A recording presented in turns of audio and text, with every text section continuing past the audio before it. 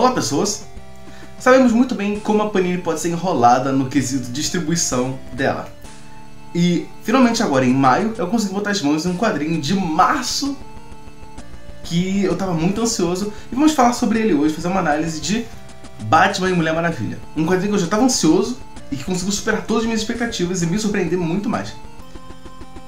Bom, por que eu tava ansioso sobre esse quadrinho? Porque eu acho esse conceito de Batman e Mulher Maravilha trabalhando juntos, né? De heróis que não se encontram tanto trabalhando juntos me interessa bastante. Tipo, Lanterna Verde, Flash, Cyborg, Mulher Gavião. Esses encontros que a gente não vê todo dia. E apesar do Batman e da Mulher Maravilha se encontrarem direto na revista Trindade, ver só eles dois trabalhando juntos não é uma coisa que a gente vê tanto. E na época que eu vi a Panini botando isso aqui no site deles, eu tinha acabado de reler, de ler pela primeira vez, o arco da revista do Batman, em que ele e a Mulher Maravilha vão pra um lugar lá muito doido, ficar lutando num lugar lá, uma guerra eterna muito louca lá. E aí eu fiquei interessado mais em ver a dinâmica desses dois e aqui está. Tá, do que se trata esse encadernado maravilhoso aqui? Vamos lá. Batman tá fazendo as suas rondas por Gotham, como sempre, e ele começa a perceber por uma das câmeras que ele espalhou pela cidade que tem umas pessoas assim como se estivessem embasbacadas numa esquina, todas elas assim meio que... E aí ele vai lá investigar, e quando ele chega lá ele começa a ter umas visões muito doidas de demônios e fantasmas, não sei o que, atormentando ele, umas paradas que ele nunca tinha visto antes, e ele luta um pouco pra sair, se consegue se recuperar, volta pra Batcaverna e começa a ficar encucado e falando: isso aí tem cara de magia? Mas como é que eu vou resolver isso? Não sei o quê. Enquanto isso, a Mulher Maravilha está passando um tempinho com o Steve Trevor quando, do nada, surge um deus celta mensageiro vindo falar com ela. Esse deus celta mensageiro, chamado Cernunnos, precisa da Mulher Maravilha para servir de mediadora nos conflitos que estão acontecendo com o povo dele, o povo fada, o povo mitológico da cultura celta. Acontece que há muitas eras, o povo dele, que é dividido em dois clãs, duas casas, que sempre estiveram em conflito, tiveram que fazer um juramento entre si. Todo o povo teve que fazer esse juramento de se manter em um plano limitado e demarcado para evitar contatos. Acontece que esse povo ele poderia sim sair de lá se quisesse, porém com o tempo, com o passar das eras em que eles permaneceram lá, os humanos deixaram de acreditar nos deuses celtas. E assim eles perderam força. Então eles não têm mais energia, eles não têm mais capacidade de sair de lá. Mas a história não é sobre eles saírem de lá. Acontece que os dois clãs sempre tiveram em guerra, sempre tiveram conflitos entre si. E agora estava marcada uma reunião para mediar e interromper essas guerras e dar um fim realmente a isso e tornar a convivência nesse espaço mais tolerável. Quando a Mulher Maravilha acompanha os Cernunnos para esse lugar, para servir de mediadora no encontro dos dois grandes líderes dos dois clãs, um dos líderes foi morto. O que estava visitando a outra cidade, né? Que um saiu da cidade dele e foi para a cidade do outro. E esse que foi de um lado para o outro foi morto. A Mulher Maravilha então já não tem mais como fazer o papel de mediadora. Ela precisa agora investigar a morte desse cara. E ela começa a perceber que ela não tem exatamente os dotes de investigadora, né, de detetive, então ela vai chamar quem? Batman. Acontece que o Cernunnos, por ser um deus mensageiro, ele tem um pouquinho de energia suficiente para puxar ou levar alguém de lá, né, no máximo 2 indivíduos. E aí ele usa o resto das energias dele, puxa o Batman, e agora a história é do Batman e da Mulher Maravilha investigando sobre a morte desse rei mitológico celta. Cara, quando eu vi o anúncio, eu não li a sinopse, e quando eu pus as mãos no encadernado, li essa sinopse, eu fiquei muito intrigado. E quando você começa a ler, cara, você não para mais, sério. Você vai lendo, você vai ficando cada vez mais, entrando cada vez mais na história, você começa a ficar realmente assim, preso por ela e não consegue parar de ler até terminar. Esse encadernado tem todas as edições de 1 a 6 de Brave and the Bold, Batman and Wonder Woman, e é uma história fechada, independente da cronologia. E cara, como isso aqui é bom! O roteiro e a arte são do Liam Sharp e tem as cores do Rômulo Fajardo Jr. e Mano de São. Eu não sei nem por onde começar, por essas duas maravilhas. Eu não sei se eu começo falando do exímio do roteiro ou da maravilha que é a arte, porque, vamos lá, a arte desse quadrinho é um absurdo! Cara, é uma das coisas mais bonitas que eu já vi sendo feitas em quadrinhos de super-herói nos últimos tempos. Cara, primeiro que você já toma um baque assim com a capa, né, que faz até uma referenciazinha a Star Wars, assim, a capa, mas quando você olha a contracapa, meu amigo, que imagem linda é essa do Cernunnos com a Mulher Maravilha e o Batman. Eu fiquei assim, cara, que isso? E aí você começa a ler. Primeiro que você, abrindo o quadrinho, você toma um baque, né, que tem uma das capas aqui como folha de rosto, e já é uma capa maravilhosa, com a mão de prata segurando uma espada e de um lado a Mulher Maravilha e outro do Batman.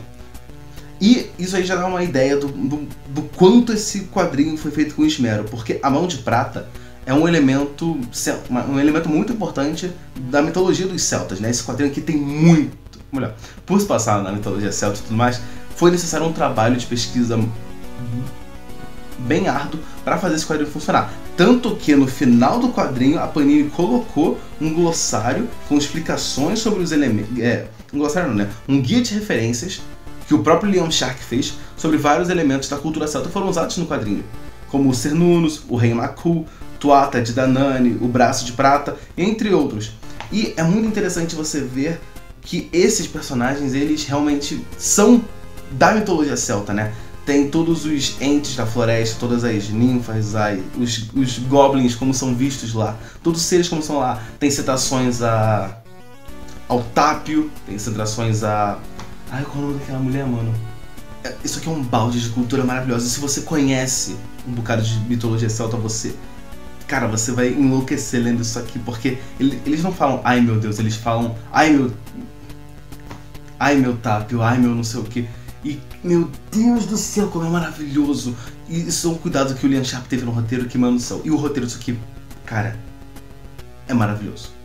Ele tem muitas sacadas muito boas de transição de quadro a quadro. Tipo, a página inteira é como se fosse uma visão panorâmica de um caminho, e a cada quadro são os personagens passando pelo caminho e os balões acompanhando maravilhosamente bem. E a arte conversa muito bem com o roteiro, porque as divisões, os quadros, tem várias páginas em que os quadros eles são feitos no estilo de arte celta. E isso dá um gosto ainda mais pra você entrar na história. Você tá completamente entregue quando você começa a ler isso aqui. Além disso, um detalhe a mais que eu gostaria de comentar sobre isso aqui. Primeiro que a arte desse cara é absurdamente detalhista e maravilhosa. Você fica minutos assim, embasbacado olhando as paisagens, as páginas duplas desse cara são absurdas. Algumas em particular que eu gostaria de comentar é uma em que a Mulher Maravilha e o Batman estão indo conversar com a viúva do líder que foi morto, e ela começa a contar sobre a história dos heróis do povo dela.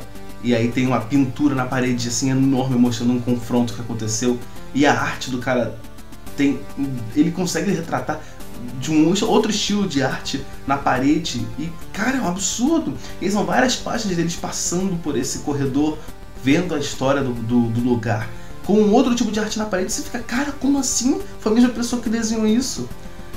Tem uma página dupla também, tem umas 2 ou 3 páginas duplas de confrontos, que, cara, é um absurdo. Você vê aqui em primeiro plano uns caras fazendo um cerco, aí no meio alguns lutando, e lá atrás uns entes caindo na porrada também. São tantos detalhes que esse quadrinho tem, cara, tantos, que você fica embasbacado. As paisagens são maravilhosas, o visual dos personagens, porque em dado momento o Batman ele chega lá com a roupa normal dele, né, mas em dado momento ele começa a usar uma capa com pelo e tal, e cara, é tão maneiro, é tão bonito. Mulher Maravilha e o Batman andando de a cavalo por aí, tendo que encontrar o pessoal, a arquitetura que ele dá pro lugar é muito boa, a ambientação que ele dá, cara, eu poderia ficar aqui 20 minutos só elogiando a arte desse cara, que é maravilhosa de verdade, cara. A única coisa que eu posso realmente falar pra não dar 100 pra nota das artes, mas eu daria 98, é porque em alguns momentos ele dá um erro assim de anatomia. Tipo, tem uma hora em que ele vai comentar sobre um lobisomem e ele acaba deixando a cintura dele muito fina, então você acaba dando uma escapulida assim da revista, porque você olha assim pro lobisomem e fala, nossa, tem uma coisa errada com esse cara, hein? Mas isso aconteceu uma vez no quadrinho todo e, cara, não tem como desmerecer a arte desse cara por causa disso. E o roteiro dele é muito bom, apesar de que às vezes fica esquisito como eu posso dizer, o ritmo do quadrinho. Porque O ritmo no geral é legal, mas tem horas em que ele parece vagaroso demais e outras em que é rápido demais, tipo, ele consegue ser vagaroso no sentido bom, no sentido bem calmo e introspectivo de um personagem conversando com o outro, ou alguém explicando uma coisa assim mais necessária pra história, e aí ele dá aquele tempo necessário pra você entender o que eles estão falando e tudo mais. Mas quando tem uma transição de um lugar pro outro, às vezes é um corte muito abrupto, tipo, ele saindo de um castelo e indo pra um rio. E aí tem um corte muito abrupto, você acaba se perdendo de tão rápido que foi. Você não teve tempo de assimilar que eles estão indo de um lugar pro outro. O quadrinho é dividido em capítulos, né? Cada edição aqui dentro é um capítulo. E... cara, eu não consigo imaginar como deve ter sido para as pessoas lendo isso aqui no original para se manter vivas entre um quadrinho e outro. Porque, cara, os ganchos que ele dá de um capítulo pro outro são, às vezes, bem sutis, mas, cara... você fica assim, quando você se liga o que isso quer dizer, você, meu Deus, como eles vão resolver isso? Ou, cacete, o que isso vai acontecer, o que isso vai resultar e tal. Você começa a realmente surtar. E tem várias reviravoltas na história. A história, ela não é necessariamente complexa, mas ela é bem completa. Porque, por exemplo, não são só um núcleo de 5 personagens na história, né? O Batman, Mulher Maravilha, o Cernunnos e os 2 reis. Não, tem a viúva do rei, tem o capitão da guarda do outro, tem toda a família de um e tal. Só que eles não vão soltando personagens, você vai ficando perdido. Isso é um cuidado que o roteirista teve que, cara... porque tem muita história que começa a te meter muito personagem, você fica confuso e não sabe mais quem é quem. Nesse aqui, eles dão uma explicaçãozinha de quem é quem, você vê a pessoa, você começa a ver como a pessoa age, você logo já entende as relações entre cada um e o papel deles na história e nessa sociedade que está sendo apresentada a você. E o mais legal desse quadrinho é que ele conclui a história no final, mas ele deixa um gancho para a próxima. Eu não sei se esse quadrinho, se a continuação já sai lá fora ou se vai ter continuação, mas ele deixa um ganchinho pra, se algum dia o Liam Sharp quiser, ele fazer uma continuação. E por favor, Liam Sharp, continue. Porque esse gancho que você deixou é imoral não dar continuação, cara. Na moral, faça isso. É engraçado ver que isso aqui é história fechada, né? E a Panini botou um 1 aqui em cima.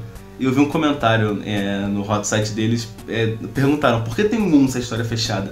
E eles falaram que é pra padronizar a coleção e tudo mais. Mas repara que na lombada também não tem um e tudo mais. Aliás, vale a pena comentar, a Panini fez um bom trabalho nesse material, porque ele é bem acabado. Tipo, a lombada é bem maneira e tal, porque tem vários quadrinhos que acabam fazendo que a lombada fica zoada, ou que não parece bem firmemente preso. Eles deram um acabamento legal nesse quadrinho, tá? Capa cartão, né? E miolo WC, lombada quadrada, né? Historinha fechada. E R$24,90. Talvez fosse um pouquinho mais do que eu gostaria de pagar por isso aqui. Talvez 21 fosse um preço melhor, até porque a história não é tão longa assim. Mas, por você ficar dando muita atenção aos detalhes da história, aos detalhes da arte do cara, você acaba demorando muito mais na leitura. Tipo, uma leitura de, sei lá, 2 horas, acaba ficando em 5 porque você fica embasbacado olhando e tal. E também tem bastante texto, né? Você repara aqui, ó, tem até que bastante texto. Não chega a ser denso que nem um Death Note da vida, mas tem texto pra caramba, principalmente nas partes em que eles começam a querer julgar o... Porque quando eles chegam lá, quando encontram o corpo do rei, né, que ele simplesmente estava no quarto dele e encontram o corpo dele, tinha um garoto perto dele. E aí eles começam a julgar o garoto pra ver se ele é culpado ou não, né? Na verdade eles não querem nem julgar, eles querem executar o moleque. E aí tem toda uma politicagem aí pra provar a inocência do garoto e tudo mais. E é muito legal ver que a Mulher Maravilha já chega enrolando o laço da verdade pra provar a inocência do garoto, alguma coisa assim. E o cara simplesmente fala, olha só, Diana, isso aqui, esse lugar aqui, esse chão aqui tem tanta magia e contra-magia que esse laço não mostra nada, cara. Então é muito interessante ver o Batman, tanto que ele dá com magia, que é uma coisa que a gente não tá acostumado a ver, né? Ele tendo que lidar com... tipo, a Diana tem equipamento aqui, né? E ele não tem nada assim que realmente possa lidar com isso. E a primeira coisa que ele faz quando chega aqui, depois de se situar no que aconteceu, em quem estava ao redor, se situar na real, a primeira coisa que ele vai fazer é procurar uma pedra de bruxa. Pedra de bruxa, pra quem não sabe, é uma pedra que foi naturalmente desgastada para ter um buraco no meio. E se você olhar por esse buraco, você consegue ver coisas ocultas e ver rastro de magia. Então a primeira coisa que o Batman vai fazer quando chega lá é procurar uma pedra de bruxa.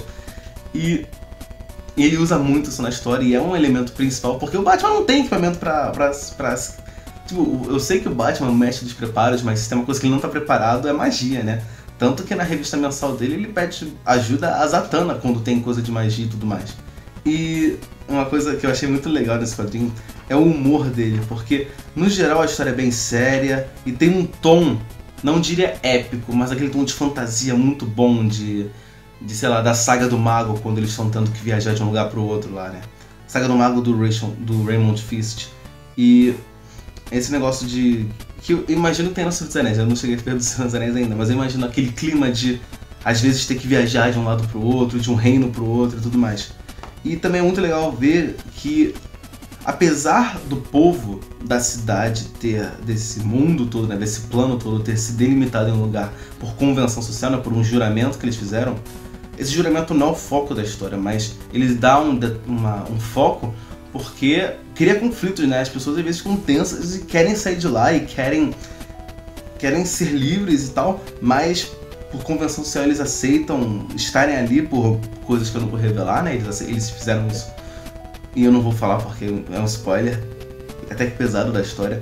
Mas, cara, no geral, esse quadrinho aqui é tão completo e é tão bom ler isso aqui, né? Principalmente não tendo que lidar com cronologia e tudo mais. Então dá uma leitura boa, tanto para leitores intermediários e avançados, porque você vai ver a amizade e a hombridade, né, que rola entre o Batman e a Mulher Maravilha, tanto quanto explorar um lado que a gente não viu ainda no universo DC, pelo menos não que eu saiba, que é da mitologia celta, que muita gente sempre explora a mitologia grega, egípcia, tá quase lá e tal, e muita gente esquece das outras. Cara, a mitologia celta é tão completa e tão maravilhosa, tão linda, que precisava ser mais abordada. Eu também acho que seria legal se abordassem mais um pouco da mitologia mesoamericana, né? Dos maias, astecas, incas e tudo mais. E eu acho isso muito interessante, cara, eu acho que poderia ser mais explorado. E isso aqui, cara, o cuidado que o Lian Sharp teve com isso aqui, cara, realmente, nossa, dá gosto ter isso aqui na coleção, de verdade. Eu recomendo muito isso aqui pra todo mundo. Tanto que é um dos poucos quadrinhos que eu tô fazendo isso, né? De pegar um quadrinho encadernado, alguma coisa assim, e fazer uma análise sobre isso, né? Se você gostou desse tipo de vídeo, né? De eu pegar uma história fechada ou alguma coisa assim e dar uma analisada, comenta aí, cara. Ou mina, né? O canal tá tendo muito comentário, eu tô gostando muito disso, eu adoro conversar com vocês pelos comentários, né? E também vou deixar em cima o card pra você votar se você quer mais vídeos desse tipo, né? Eu já botei algumas vezes esses cards de votação e pouca gente realmente participou, né? Cara, é só você clicar aí e botar se você quer sim ou não e tudo mais, né? Ou comenta que também serve, né? Mas é só pra ter um engajamento no canal, porque eu acho legal ter essa conversa com vocês e, acima de tudo, recomendar quadrinhos, porque, sério, fica muito bom. Se você conseguir com um precinho um pouquinho melhor ou promoção, cara, não tenha dúvida, vai com certeza, porque isso aqui é muito, muito bom. Uma das melhores surpresas de 2019. Bom, então é isso. Eu vejo você no próximo vídeo e falou!